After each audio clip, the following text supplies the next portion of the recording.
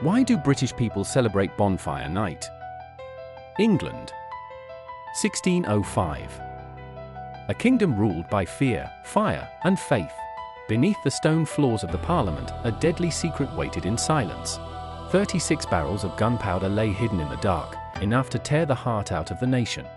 A group of Catholic conspirators planned to destroy the government in a single thunderous explosion and kill the Protestant king, James I, as he opened Parliament. Standing guard was Guy Fawkes, moments away from igniting history. But the plot was betrayed. In the early hours of November 5, Fawkes was captured. The gunpowder was seized. The explosion that would have changed Britain forever was stopped just in time. That night, bonfires burned in celebration of survival. Today, those flames still rise every year on Bonfire Night, remembering the night when a spark nearly destroyed a kingdom.